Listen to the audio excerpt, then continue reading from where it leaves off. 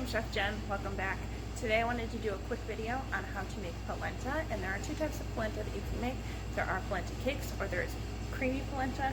Polenta cakes, you would omit any of the dairy that we're putting in today, and you would spread it out on a sheet once you get it all cooked and put it in the refrigerator until it sets.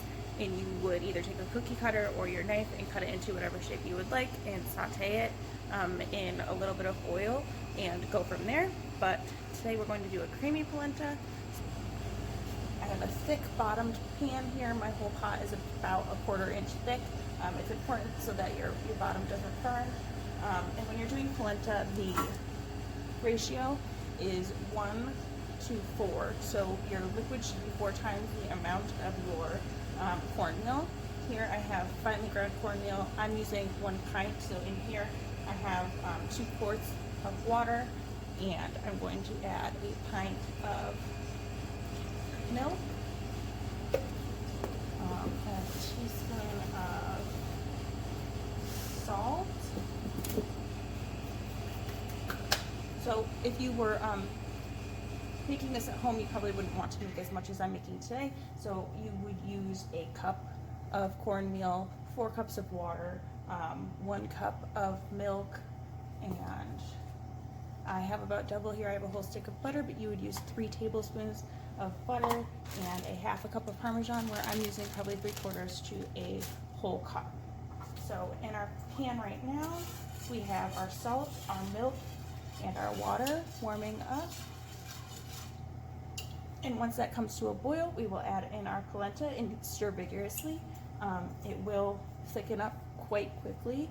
And when it starts to spit and sputter at you, that's when you know that you've got to take it off. And then we're going to work in our butter and our Parmesan, and we'll be done at that point. Polenta is great because it is gluten-free. It's made with cornmeal. And it can be made dairy-free if you want to. Like I said, if you're doing the polenta cakes, you would leave out the dairy anyway, or if you wanted to do creamy polenta, you could use the dairy-free option like oat milk or almond milk. Because we have milk in here, you don't want to walk away. You want to make sure you're staying with it because it will boil up and over the sides of your pan. So our milk mixture is now starting to boil, so we're going to pour this in and continuously whisk it as we're doing it so we don't form any clumps. Switch hands here.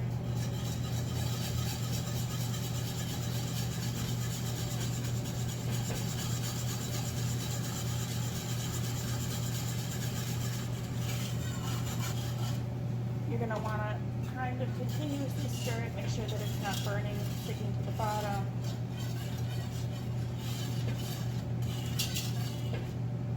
Like I said, when it does come back to a boil, it will start spitting at you, and it is very hot and very thick. So be careful to make sure you're watching the flame on your pan. So we are starting to boil again, which means it's going to thicken up pretty quickly. So keep stirring. See, I already got myself. I'm going to turn my heat down a little bit. Start spinning a lot, go down to low heat. You do want it to thicken quite a bit, so you don't want to shut your heat all the way off because you do want it to cook out, but you also don't want it to spit extremely hot liquid at you.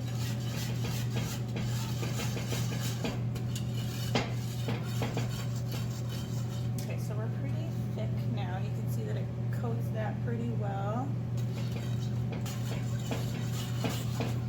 So I'm going to turn my heat off now. We've cooked it with the cornmeal in there for maybe about 1.5 to 2 minutes. Shut the heat off. You can take this completely off of your heat. I'm not going to move it because it's a giant pan. And we are going to whisk in our butter and our parm.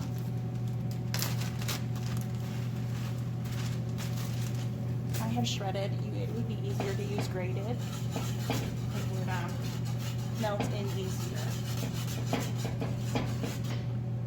And that's it. We are all set.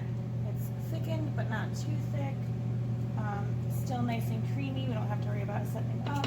However, like I said, that if you wanted to do the polenta cakes, you would just use in your pot, you would use the water, the salt, and you would let that come to a boil. You would add in your cornmeal. You would cook it all together for about 2 minutes. It would come to an even thicker mixture because you didn't have that extra 1 cup of milk in there. And then you would spread it out evenly on a sheet pan or a cookie pan and put it in your refrigerator until it cools completely, and then cut it up and saute it to order. And it's just that simple. So it's a great side, a great accompaniment to meals, and really simple to do. And like I said, gluten-free. Also can be dairy-free. So go ahead and try it. Very underutilized side that we have here. Not many people have probably even had polenta. So go ahead and try. Thanks for watching, and please like and subscribe.